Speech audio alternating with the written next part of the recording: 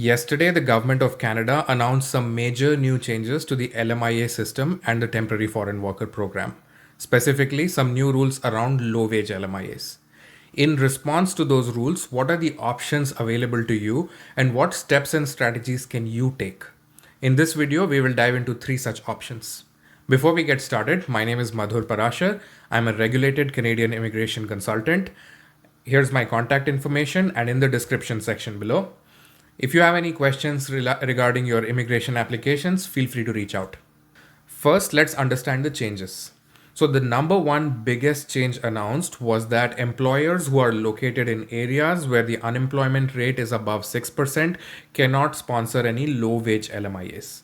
So for example, in Ontario, the provincial median wage is $28 per hour. So in Toronto, an employer cannot sponsor an LMIA at say $21 per hour or $19 per hour or any wage that is below $28 per hour. So in response to this, you have three options. Let's explore them.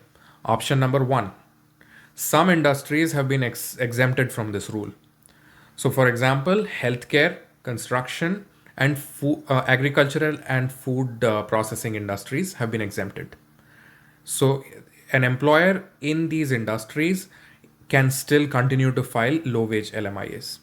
So if you're looking to get sponsored on a closed work permit through a low wage LMIAs, you can approach employers who are in this industry and they will still be able to submit low wage LMIAs for you.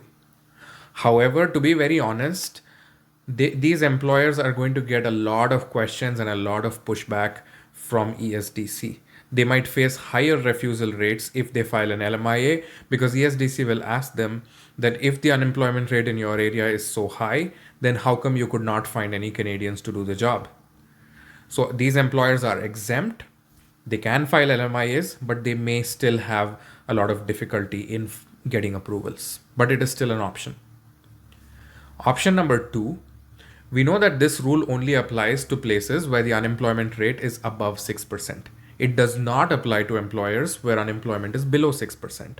So this includes areas like Sudbury, Ontario, Vancouver, BC, and so on. So if you desperately need an LMIA or a closed work permit, then you can move to areas where this rule does not apply. For now, this rule does not apply there, but in the next 90 days, the government has said that this rule may expand to other parts of the country. So you could move to these places, but there's no guarantee that this rule will also not end up coming to that place. But for now, this option is on the table. Option number three is pre-approved LMIA. So for example, some employers, they anticipate that they will need foreign workers in the future. So they get an LMIA approved and keep it with them for future use. It's called a pre-approved LMIA. So if an employer has a pre-approved LMIA, then that is not impacted by this policy because the LMIA has already been approved. So you can approach employers who already have pre-approved LMIAs and you can file your work permit against that LMIA and you will not be impacted.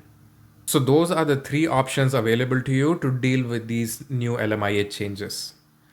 Make sure that you're not paying any employer for an LMIA or any agent or any immigration consultant or lawyer because that is an illegal practice and IRCC and ESDC can come after you and really punish both you and your employer. So don't indulge in those illegal practices. But these three options that I just described to you are perfectly legal opportunities for you to continue to obtain LMIA based jobs. Now, all the details about this policy are not available at this time. The government will continue to release rules and updates to this policy. And as we hear policy updates from the government, we'll continue to post updates on this channel. So make sure you're subscribed. Once again, my name is Madhur Parashar. I'm a licensed RCIC. My contact information is right here and in the description section. Feel free to reach out if you need help with immigration, and don't forget to like, share, and subscribe to this channel for latest Canadian immigration updates.